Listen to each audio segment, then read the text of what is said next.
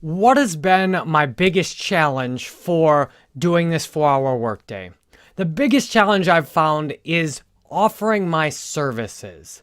Offering my services has been extremely difficult because with my emphasis on doing so much in such a short period of time, it's difficult for me then to put that into a service that has the same component to it. It also is difficult because while I practice honesty and transparency in my business, then when it comes to services, I have the temptation to hide how much things cost, because if I show them how much I really want per hour, then they won't want to do any business to me. So this has been really difficult because of the part of setting the price. What do I set the price at? How much do I price everything for?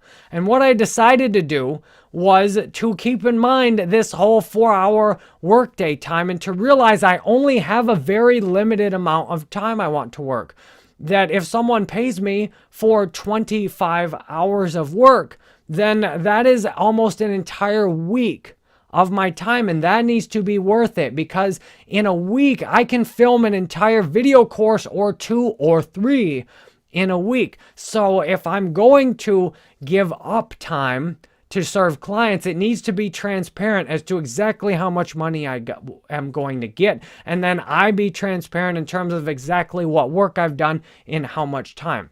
So this has been difficult because of the temptation to set my prices in terms of services, and that requires so much work. For example, a Facebook ad campaign service, I try and price it at $1,000, and then am I going to be able to do everything they want within a few hours? And then what I've done a lot of is I messed it up. I've set prices that were too low, and then I didn't want to do anything for the client. And then the client had a bad experience. Everyone lost.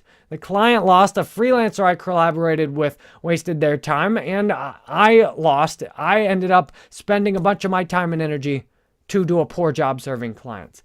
So I've got a system now that I'm extremely happy with for the first time ever, because if I don't get any clients, that's fine.